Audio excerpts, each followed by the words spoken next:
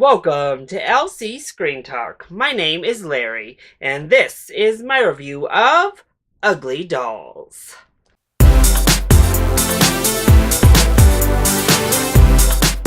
Ugly Dolls follows the story of Moxie, a little reject doll who has aspirations to find her human child, and in the process discovers a new land filled with perfect little dolls, in which she has to find herself to figure out what her path is.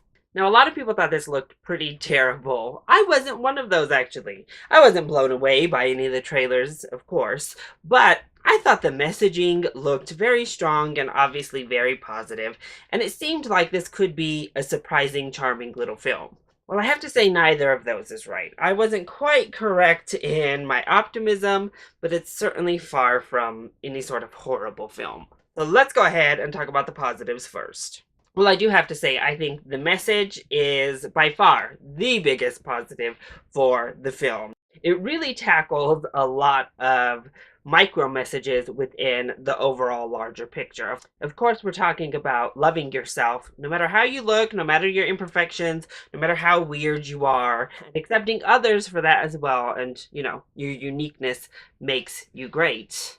But I also think it dealt with issues such as following your own path and discovering your own beliefs. I thought that worked really well in here as well. So the messaging is just done really well. And this was a really nice vehicle to do so. Also being able to relate and knowing that no matter what it is you have going on, there's most likely someone out there who can relate to you and you can really inspire them and make them feel better, or other people are there going through what you're going through. So there's just a lot going on here, and I thought it all worked very well.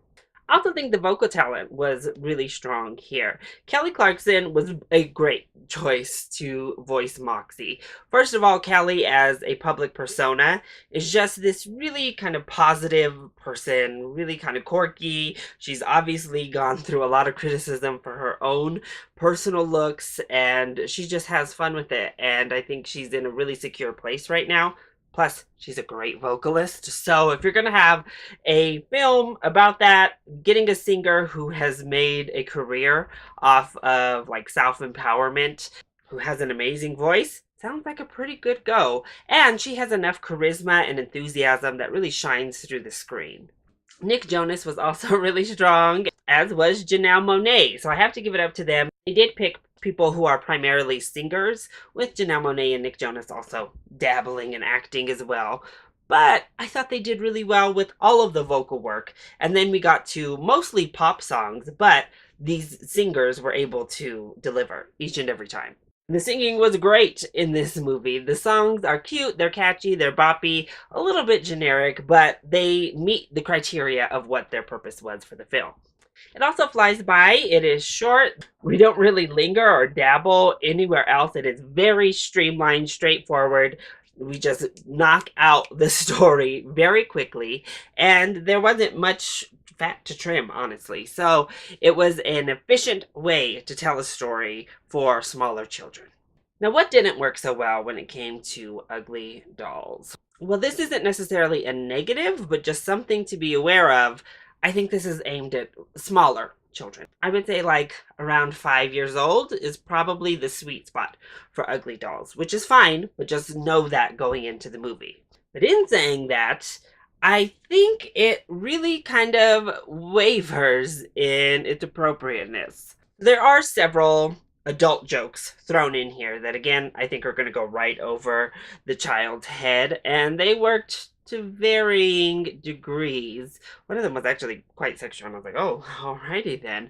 But then we have other ones, like people yelling out from the crowd, like Freebird during a concert, stuff like that. So they range in their content. But also, the film gets pretty mean in the middle there. I mean, there is a monologue in here that our main character is quite literally told that they're worthless. And I was like, whoa, I didn't expect to get this like down and deep. Not just like, you're ugly, you're not meant to be here. It was like, you shouldn't even exist on this planet. you're trash and you should have never been here. Should have never been created. And it's like, whoa, all right, I wasn't expecting to get quite that vicious toward our main character, but here we are. I also think the animation left some to be desired. Our main characters are all rendered very well, and I didn't really have a problem with them. However, I commend them for trying to get creative to hide the budget, but we have a lot of cutaways. Solid backgrounds with just like little spurts of animation thrown on there. So instead of having big, grandiose, musical numbers, we cut away to a black background with our main character singing into a mirror and stuff like that. And it happened a lot in this movie, which is also a shame because they really established this kind of cool, in theory, world where the dolls are manufactured, but we don't explore it almost at all. We stay very stagnant in our locations, and I think that's probably due to a lot of budgetary restrictions, but unfortunately, we're just not able to explore this world that seems like it could have had a lot of potential. And mix that with the animation quality and honestly the animation style itself, I think maybe this would have been better suited for a television series. We would have had more time to at least explore Uglyville and see what was going on around there. But as it was, I didn't love how often we cut away to really barren, like, basic scenes of, like, bopping heads and stuff. It certainly added more to the feel of a small child's program or movie. Also, it's very familiar. That doesn't really break any ground any which way, even in that really positive message. It is a pretty common message overall amongst children's films. And when you mash all of this together, I mean, obviously Toy Story is the biggest correlation to this film, but it feels pretty cut and paste generic across the board. And that's kind of what I left feeling. It was perfectly fine. It feels generic. It feels like something I'm not going to really remember I saw come a week from now, but I wouldn't say it was unpleasant to sit through by any means. Perfectly fine. It is aimed for an audience much smaller and younger than I.